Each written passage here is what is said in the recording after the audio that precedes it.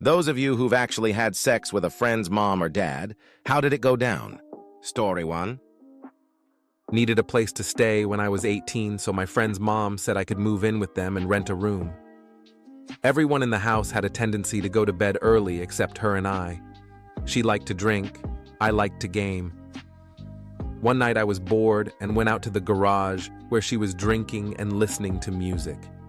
We bullshit for a while, and she asked if I wanted a drink. Hell yeah, I do. After I had a couple shots of Goldschlager, she started with the "Oh, my neck is so stiff, I wish someone would rub it." Being a warm-blooded teen with hormones and booze coursing through my veins, I jumped at the chance.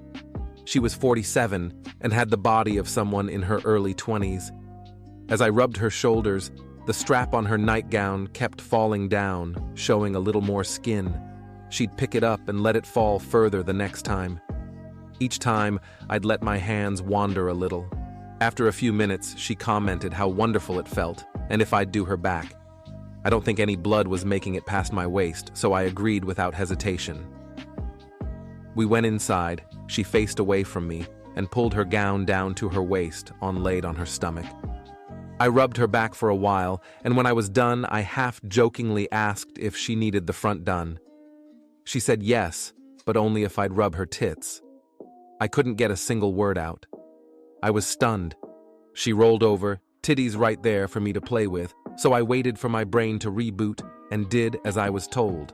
After that massage, things escalated, and she ended up riding me on the couch. That was the first time I had sex without a condom, and I immediately saw what all the fuss was about. It happened a few more times, always started with her asking if I wanted a drink. Eventually, I put an end to it, because I got back with my GF, and I wasn't going to cheat on her. Once I stopped having sex with the mom, she flipped out on me and evicted me. I wasn't able to ever tell my friend what happened while I lived there because him and his mom would got nasty when they fought. In those times, nothing was sacred, whatever they could say to hurt the other.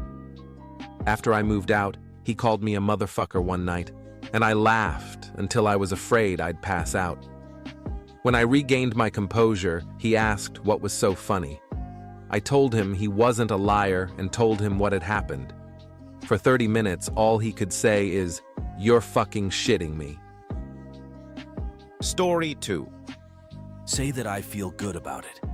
Those of you who've act a little backstory, my mom has been friends with her since I was in high school. She was a little younger than my mom and is not in a relationship at the time of this happening, so no infidelity, but I always found her quite attractive. Fast forward to present day, and I just split up with my high school girlfriend who I lived with and moved back home with my mom. My dad passed when I was young. This isn't important to the story, but it's some context. And at this point, it has been 5 years since high school ended, and about 5.5 years since I started dating my ex. I've been feeling a little lonely lately as I'm recently single. Most of my university friends have either moved on or away, and the amount of people I'm still close with from high school I can count on one hand. When my mom had her friend over for some drinks, I spent some time with them, watched a movie and chatted, and had a good time. Nobody got plastered, but had enough drinks that the friend couldn't drive home and decided to crash in the spare bedroom that is right next to mine, in the basement. Before I go to bed, I usually shower, and she asked if she could shower after me and asked where the towels were, so I got one for her and proceeded to the bathroom. She then followed me in the bathroom, and then one thing kind of led to another, and we had sex on the bathroom counter, then took my shower and went to bed. The sex was not mind-blowing, but it felt nice to have that interaction with someone again. But I can't say that I feel good about it.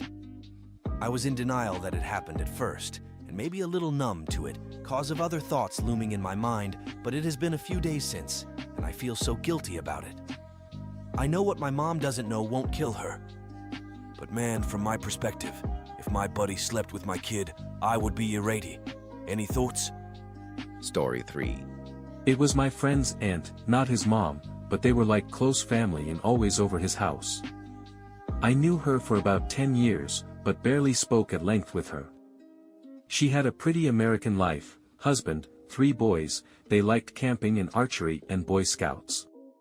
They were always involved with family and friends and always together. Her husband had been cheating on her with their kids' friends' parents. Kind of a swinging situation, but she was out of the loop. Once she found out, she kept it secret because she didn't want to ruin the family and just dealt with denying their relationship, while sleeping in the same bed. She knew for about 4 years and finally, at 40 years old, and 20 years of marriage, decided to divorce him. Very messy divorce. Her ex straight told her kids that she just didn't want a family anymore and she didn't want to tell them he had cheated because she didn't want them to think of their father like that. She held true for quite a few years, but the kids were brainwashed by her ex. She was alienated from her kids. I was over my friends, her nephews, house on and off for a lot of my late teens and early 20s. He lived right down the road and us younger guys would smoke weed and hang out there all the time. The entire summer was spent at his house. I was about 23, she 42, when we just kinda started chatting at the table. She didn't smoke. She would just be visiting the family because it was all she had at that point. Every couple weeks after that we would find ourselves chatting away somewhere in or around the house or the pool. Often when people were around we kept conversations short and a lot of eye-glancing and passing rubs would take the place of talk. She was definitely in great shape. Cute and blonde. Strong, determined, but you could tell she dealt with a lot. She was tense to the touch. She worked hard and just didn't get a good shake. We started texting because we needed each other's numbers for some Halloween party she was hosting for the extended family. Eventually intermittent texting turned flirtatious. Similar to the top post on this thread, we started to hug goodbye from seeing each other, and she would just hug a little bit longer than friendly. One night, I was house-sitting for someone and told her I was doing nothing and she could come by and hang out, meet the dogs and the weird lizard they had. She accepted and I definitely experienced a type of anxiety that you could taste. She came over. We ordered Italian food. She didn't even want to be seen by the delivery driver, and that was when I knew she had some bad intentions too. We ended up in front of the TV. She just snuggled right up to my chest and my hand fell on her butt. I don't think 30 seconds went by and we looked and started kissing. I immediately started to undo her pants. As she's taking her pants off she says she hasn't done this in 5 years and she was really nervous. It was the hottest sex I'd ever had. I remember it vividly. Also similar to the top post, she was adamant I come inside of her and she would talk about how she wanted to feel the warmth when I finish. I've never had a better sex partner. We ended up hooking up about 5 more times over the course of a year. I would go to her house a few towns over and she would make us a full dinner, we'd chat over wine, and have such amazing and fulfilling sex. We both ended up dating people, but would stay in touch. We hooked up once again when we were single again. I still see her a couple times a year when I visit for family BBQs and pool parties at my friend's house. Everything is super cool. We still glance and rub and nudge. We still hug for way too long. No one has a clue. Except Reddit. Edit, thanks for the gold. By the way, it's true. Story 4. Using a throwaway. I was the friend. Parents had me young. Mom left but dad kept me and raised me as a single parent. In my teenage years, I met a friend who I'll call Felicia. She had a huge crush on my dad and tended to stutter in his presence. Don't know if dad knew or if he just assumed she was like that in general. I was her only friend and he knew that. She got bullied a lot in school. He knew about that too. She also had a rough home life, so she was over at my place a lot.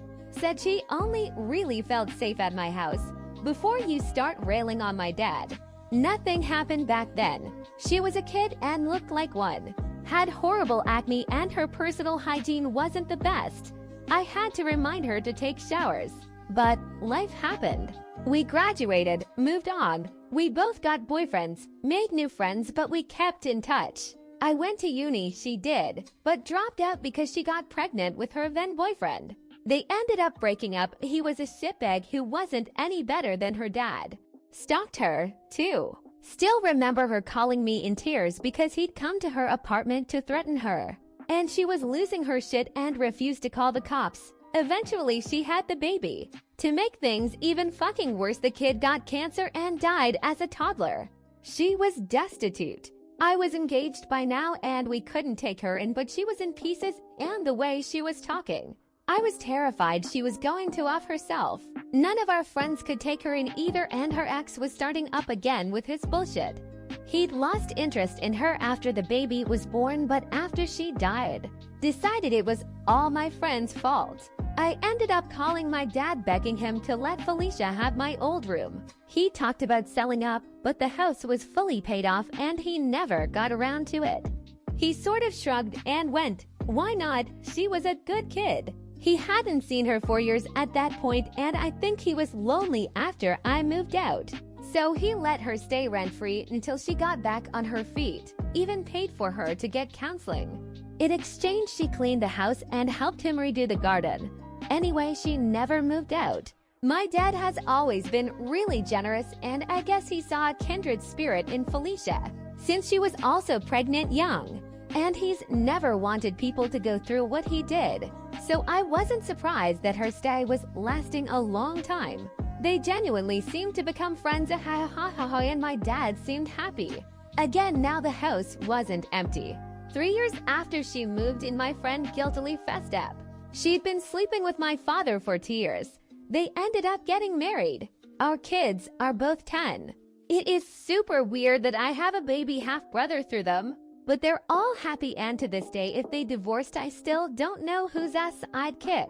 Visits home are still a bit weird though. It's not awkward, not exactly. Thank you for watching. Be sure to comment your opinion about these stories, and don't forget to subscribe to the channel so you don't miss new stories.